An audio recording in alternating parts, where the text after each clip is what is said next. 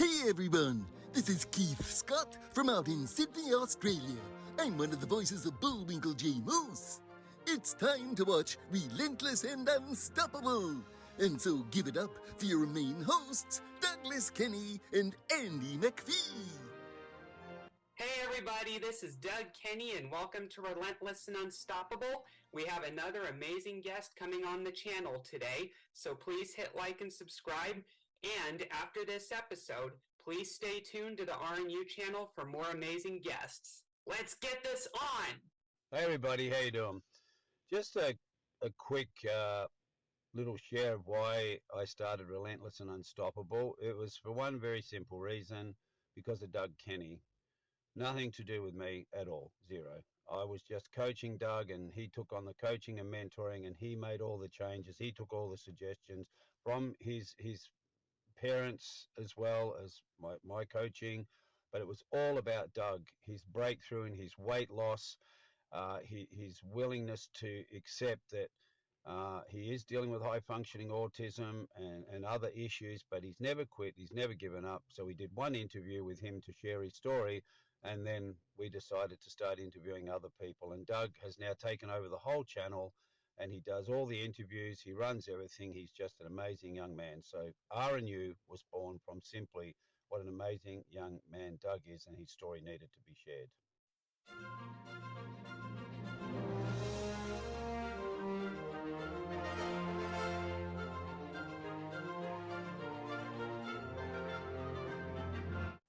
Hi everybody, welcome to Relentless and Unstoppable. Today we have Andrew and my co-host Doug.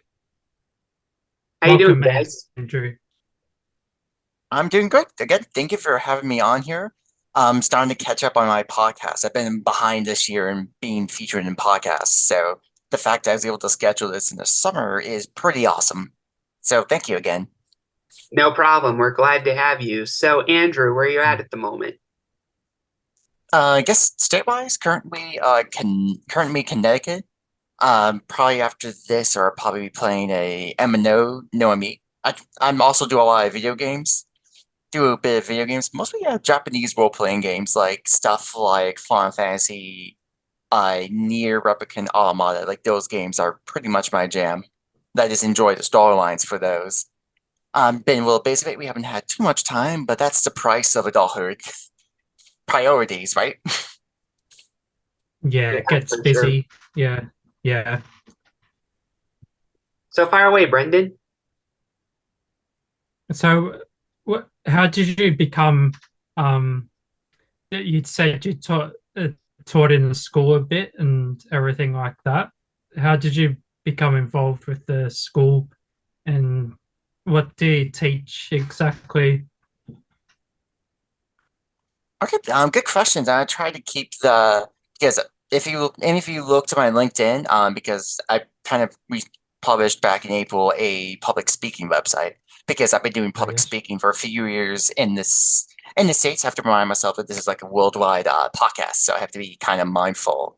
Not everyone is in the United States, right? And I know it was a good amount of autistic populations in the UK and Australia. I might be mistaken with Australia, but I know for a fact there's a lot of presence in the UK. Again, let me know if I'm wrong. I'm more familiar in the States side for the autism side, but a lot of it comes from my own experiences. It's probably obvious when you're looking at all my professional pages is, yes, I'm self-advocate autistic, so I don't really hide it that much. I think I used to thought about hiding it, but especially where I'm at right now professionally, it's whatever. I just have it on there. I really up to people if they want to ask me or not. A few of my students asked me. It's a school question. I work as a teacher assistant in a awesome private school here where I'm at in Connecticut, where I work with a lot of students. There's some job coaching involved, something I really like because it involves employment skills. You kind of help teach students at kind of like the moment of like specific job skills. It's a lot of fun. And today it's currently summer school, and that also was a bunch of fun. Some video game playing, just because I was supposed to go on a field trip and drive people over, but it was kind of been raining thunderstorms today over here in Connecticut, so it switched to some improvised activities. So I had a lot of fun there. But I guess why, and this could probably, Miss might skip a bunch of your questions, so bear with me. But a lot of it just comes from my own experiences, and I just want to kind of better people's lives. And the last few ones I actually had a podcast that went really in deep with autism neurodiversity is I just want to not only give people a lot of choices to empower themselves, but also kind of make them smile. That's kind of like having that light environment that they where they could be at their like best selves. Hopefully that answers. It's a pretty broad question, Yeah, and for sure. I could go that's more good. in Yeah. depth with my experience too. Yeah, so Yes. I Good. must ask, Andrew, when did you get diagnosed with autism? Good question. Like age 5. This was back like 2000, or at least maybe 1999, 2000. It was like around that time. It was at the time where autism knowledge was starting to get up there. Like it wasn't like 80s or 80s, late 80s, where it was starting to go up more, where a lot of noticeable public figures like Temple Grandin started to appear, and it's also when Wayman, not one of my favorites. I prefer nonfiction autism media, at least from the Hollywood side, like stuff like Life Animated, an amazing movie. It's also a book. I don't know if that's available in Australia, but if you look it up, it's an awesome, like pretty underrated autism story media out there. So it's around that time when not a lot of what people know right now existed. So it was kind of like you just kind of do what you had to do. So I was around, pretty sure I was 5 or 6, but for me, I mostly cared about Pokemon. I was right there in the late 90s, early 2000s when Pokemon was at its like peak. Like, like the Yes. first Yeah. three I movies in the remember. theaters, the Pikachu, the Pokemon Mm. Stadium on Nintendo 64, all the Game Boy games. Like, I was right there. And also the anime too, because how could you not mention that? So I kind of cared a lot more about that and occasional Disney movies in the theater. So I kind of enjoyed the stereotypical autism interests Did you watch during that SpongeBob? time. Did you watch SpongeBob growing up? Because there are rumors that SpongeBob is on the spectrum. I think as a kid, yeah, pretty sure I did. Pretty sure I did. I think I secretly like it. For I am appreciating a lot of the memes that come out of that show, in- including some of my recent work placements as well. I've been reintroduced myself to SpongeBob thanks to my current jobs. Like today, kind of watched a little bit while just kind of like transitioning to like the next thing that had something on for a little bit. So yeah, kind of like in and out, in and out. It just I am appreciating a lot more of the memes that come out. And some of them are pretty wild. So, but I Yeah, was always more of a Cartoon Network type of guy. If you really want to go back to, well, this what had the kid had in the States like around that time. Probably a lot different on other parts of the world. I think Cartoon Network had Pop-Up Girls, Samurai Jack, and if you want to go the anime direction, it was like the original Dragon Ball, Dragon Ball Z, and all those type of other nature shows during that time. yeah, I know what you mean. Yeah. Definitely in the late 90s, those shows were quite big, and early 2000s. Yeah. Yeah, yeah, for sure. Mm. Fire away, Brendan. So you have a podcast. You said before. What's that called? The podcast I did before. Let me get you Oh that. yes. Let me get that. Let me get you the name. It was one of the ones I got back to because I was doing a bunch for a online program I used to be part of in Connecticut called Driving with Autism. It was meant to be like a kind of like an online driver readiness series, like an educational series. Because if you look for my professional one, I've always been a huge driving advocate, like talking about how people can start learning how to drive, how to kind of, like starting to take down some of the barriers. In the States, it could be a lot different in UK and other parts of the world. In the States, it varies. It kind of varies each by state. Some states have a bit more. Surprisingly, Florida of all states have a lot of driving schools, a lot of like adaptive driving schools. And a lot of people are kind of mixed about Florida in terms of if you want to go into the money side, like Medicaid, waiver and all that other stuff. it's just kind of one of those weird things where Florida just happens to have a lot of these driving schools, which is amusing enough. But each state, sometimes there was like barely any driving schools, and I looked this up. I did a lot of research, and I recently completed a blog project of listing driving schools because I want people to know what's out there. And so it's like they don't have to be like try to navigate something on their own without any sort of resource. And the blog, they were able to do that.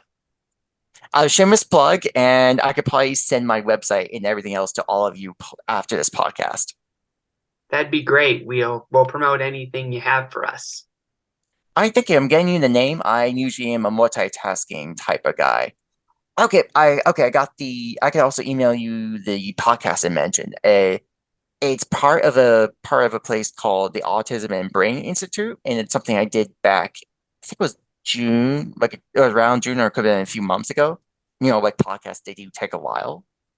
Yeah. And it was a really fun one. It was a lot of like different, kind of like a different take than usual, and I get some pretty good questions. So I really kind of, honestly, one of my favorite podcasts that I recorded. That's great, man. So, just wondering, what's the Anderson Center for Autism and what's your involvement there? Good question. They're in Newark. They're close to the Connecticut border, and I still need to drive over there. It just hasn't been the best excuse.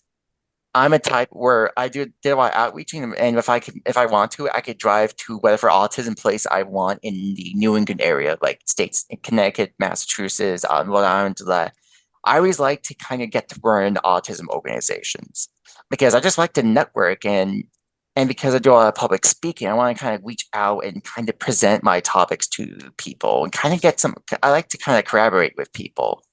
And Anderson Center, I knew for years. They were one of Newark's centers that they kind of go over. They kind of go over. There's a lot of just autism accuracy, and they also have. I think they have a residential program and a school as well. And I know they opened up one or two new centers recently. So I've always knew them. They already showed up in Connecticut, and they started a kind of like an echo autism program.